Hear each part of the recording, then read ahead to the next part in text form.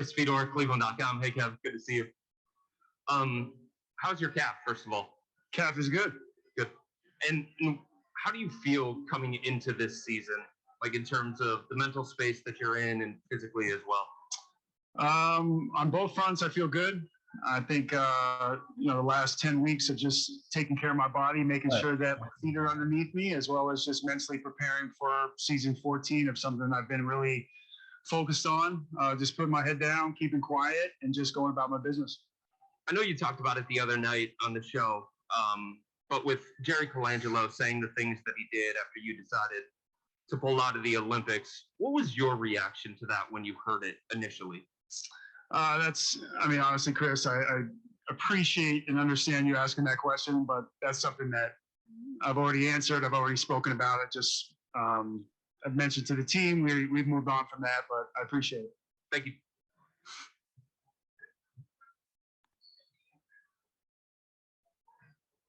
Next question from Kelsey in person. Take it away, Kelsey. Kelsey Rose with The Athletic. Hi, Kevin.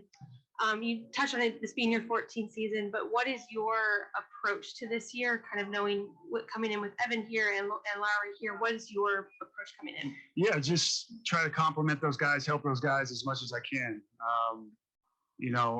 I think as the guy that's the most tenured Cav on this team, as well as being in the NBA the longest, I think there's some things I can impart on them, but those guys are so talented in themselves. I'm just hoping to help them get better, help myself as well, and seeing where we can make the greatest impact on the floor. I've played against Lowry. I've seen Evan play, obviously at the wrong school with USC, but multi-talented kid. Can really pass the ball, something that I noticed, and is going to continue to develop into a really great player. And playing against Lowry, the guy that seems like every time we played him was lighting us up, can shoot from deep, play in multiple positions, and is still very young in himself. So any way I can help myself and also help them improve. We have a pretty formidable front line when you throw in JA there, a couple of other guys that we have, and it's going to be an interesting thing to see and watching those guys grow. Kind of building off that, actually, there's a lot of depth, obviously, in your front court, and specifically at your position at power forward.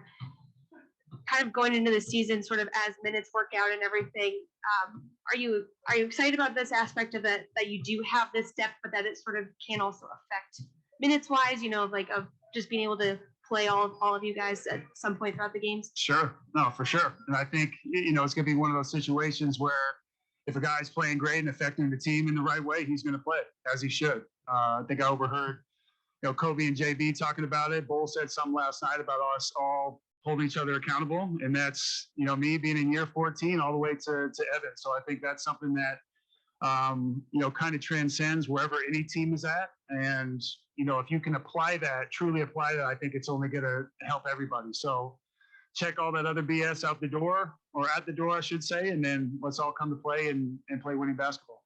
Thank you. We'll stay in person. Marla. Marla Ridenour, Akron Beacon Journal. Kevin, after the Olympic team thing, did you change anything with your training? Maybe ramp up, or has it been pretty steady this whole time? Well, I'm always working. I just think, I had to, kind of take a step back and, really assess where I was. Because, my pride had taken me into a place where I was like, okay, I'm ready. But it was clear to me that, I wasn't fully over, getting in shape and getting a calf injury right. So I just took those next, 10, 12 weeks, whatever it may be, to just really focus on that, put my head down and just work. One more thing about the minutes. And you mentioned the rear view mirror, comment a few weeks, months, whatever it was ago. Is it important to you still to start, or are you just, as long as you contribute, isn't as important? Yeah, I think just being the best version of myself and, playing, as many minutes as I earn, or, JB sees fit. I trust JB. I was his rookie. I know what it takes to get, earn minutes in this league. And like I said, guys are going to be playing great basketball. We have really good young basketball players on this team. So, for me, again, I just want to be the best version of myself, but more than anything, just be available. And you mentioned Laurie a lot. Do you see a little bit of a young you or anything? He's always been able to move a little bit better than me. It's impressive, honestly, the two guys I mentioned, including JA, but just all the intangible, all the different stuff that they do, as well as being really good human beings. I don't know if he hasn't been up here yet, but Laurie and I actually traveled to China together with Nike basketball. So I got to know him pretty well, learn about his family, where he's from, being Finnish. So, I'm interested and excited to get to know these guys and hopefully help bring them up to speed as quickly as I can. Thank you. Back to Chris. Kevin, have you had a conversation with JB or Kobe about what your role is going to be? How do you envision it? No, I haven't. I think that's probably a conversation that, will happen over the next, week or two. But, those are two guys that I'll continue to have conversations with, and, we'll see. And with Larry not being here anymore, there's a bit of a leadership void. I know the organization is looking at some of the young guys to fill that, whether it be Colin or Darius. Darius was somebody that you were around with the select team. How, if at all, do you feel he has changed from that standpoint in terms of his ability to step into that leadership role? I just think he knows who he is. Darius is a very talented player. He's also, again, like I said, a great human being. And I'm not saying that always transitions or adds up to being a great leader, but I feel like he has all the tools to be. And you can see it in the way that he plays, how everybody's been mentioning he's been playing here, but also I think just, finally, for him not playing many games in college, having his rookie year the way it was, and then obviously last year going through the season, he finally got his legs underneath and went through the NBA the second time. So I think you're going to see DG have a very big leap this year in terms of not only his productivity in play, which we saw at the end of the year last year, but in overall being a leader on this team and finding his voice. So I'm excited for him for that. And then, a couple of weeks ago, there was a lot of conversation about the buyout thing, and your agent told Woj that you weren't interested in one, and this is where you want to be. Is this where you want to be with the Cavs? Well, the buyout had never even come up. I think that's speculation, and sometimes thrown against the wall, and people are seeing who's going to read it and who's going to see it. So for me, it's never been a thing. I'm still sitting here year 14, as a Cav. And as, listen, it's a young team. That's, obviously where this is headed and where this is going. But what I'm going to try to be is, and like I've told Kobe and JB, a positive force. Wherever this ends up, I just want to make sure that at least internally and here when we walk into this building, that it's positive. When I, go to, it used to be Quicken Loans Rocket Mortgage Fieldhouse, I want it to be positive. And it's the same thing last year. We know what's going on, within the locker room. Everybody had their moments, me included, maybe me specifically, but I want to make sure that it's going to be positive so long as I'm donning a Cavs jersey. Thank you. We'll take our next question via Zoom. Ryan, please turn your camera on. You're up. Hey, Kevin, after these last 2 years, we've kind of seen the importance of mental health treatment in this country. How important is that mission for you now after these last 2 years dealing with COVID and everything else going on in this country? Yeah, I mean, that's, we're coming up here on World Mental Health Day on 10/10. We've obviously seen the rises in anxiety and depression go way up, as well as now just having reports of obesity going through the roof, especially with children. I think all of that leads to, overall poor mental health. So I think in the next couple of weeks here, you'll see me definitely talking about that more, exposing more things about that space. But again, another area outside of basketball where I want to be a positive force and really help people, not only in Cleveland or Ohio, but hopefully everywhere. I'll be able to touch a lot of people. Thank you. We'll stay in Zoom. Kenny? You're on mute. You're on mute. You're on mute, Kenny. Sorry about that. Sorry. Thanks, BJ. Kevin, for you, what are you most excited about with this team this year and whatever your role is? Just seeing what it looks like on the floor. I think, and everybody's starting off, getting on the floor healthy. I mean, these guys have been grinding really since summer league, whether it be the new guys, whether it be, Isaac and Evan playing together in summer league. Like there's a lot of excitement in the gym. We understand that, the core of this team is incredibly young, but I know that the coaching staff has really been, on these guys every single day to understand, schemes, understand getting better out there on the floor, what we want, what our identity is going to look like when we actually get rolling. So that's probably what I'm most excited about. I think every year is just a new opportunity. I head into year 14. Obviously, we don't know what this is going to look like. The first practice or two practices are tomorrow, but I think just getting out on the floor and seeing what's possible is always the most exciting thing to start the year. Thanks. We'll go to Jeff Shudell in person. Jeff? Jeff Shudell, News Herald. Hey, Kevin, you talked about all these rumors. I mean, since you've been here, it's like you're being traded to 5 teams every summer. So what is that like? Does it ever just wear on you or what? Yeah, I think from a strictly, forget Kevin Love, the basketball player, I think as a human, of course, like, those are conversations that people are going to have.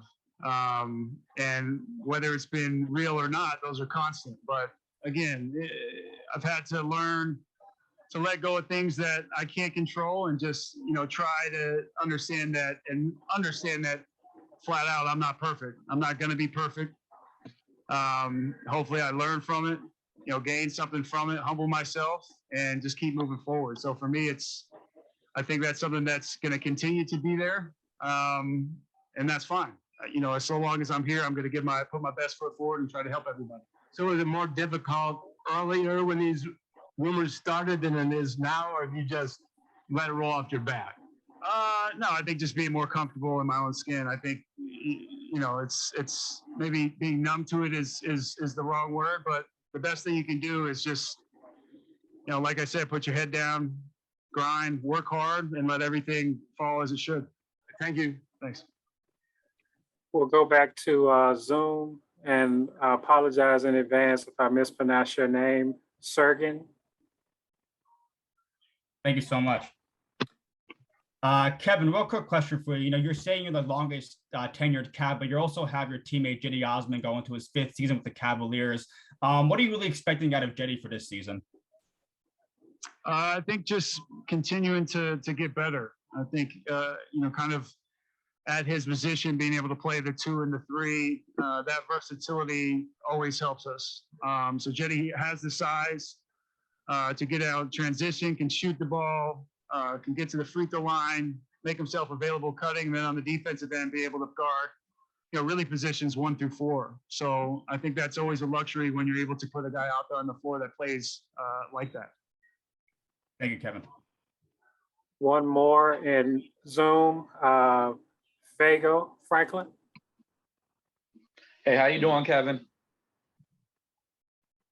Can you hear me? Go ahead with your question.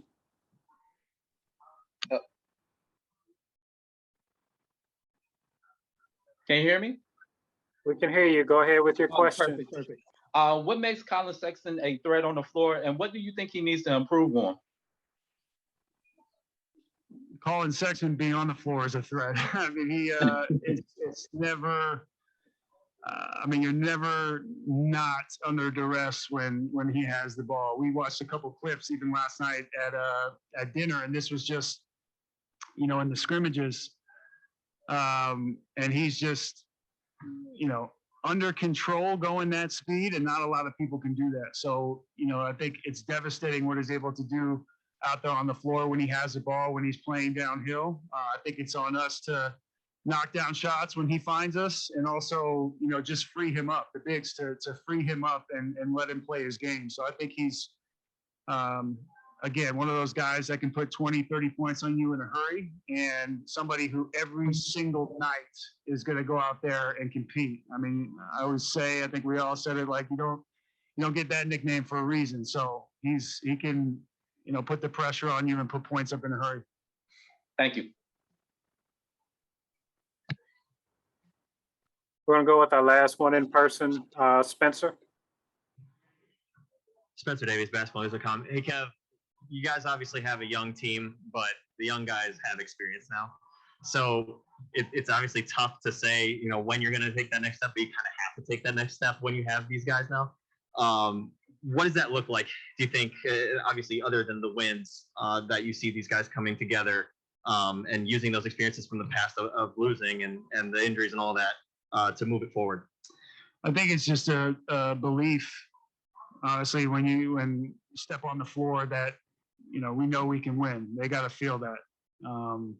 And that we can compete with anybody. I mean, we had guys, myself included, out last year, and we were competing or beating some of the best teams in the league, and we were right there. We were competitive. So it's that belief and understanding that, when they take the floor, that they have the energy, the youth, the young legs, and are gaining more experience every day in order to win basketball games. So I think that's the attitude that they need to have, as well as just continued leadership from guys, as we mentioned earlier, like a DG, like a Colin, even big Jarrett coming in and making it known, his presence known, having signed here.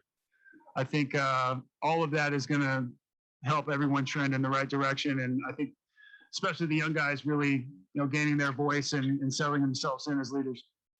And you've had obviously experiences, ups and downs in this league. But for now, where you are in this point, what would you consider this season as a success for yourself individually when it comes to, getting April to May? Yeah, I think more than anything, just being available. I've been obviously very unlucky with some injuries, but I know if I'm feeling good, I'm going to play good. So for me, it's more than anything, it's just being available.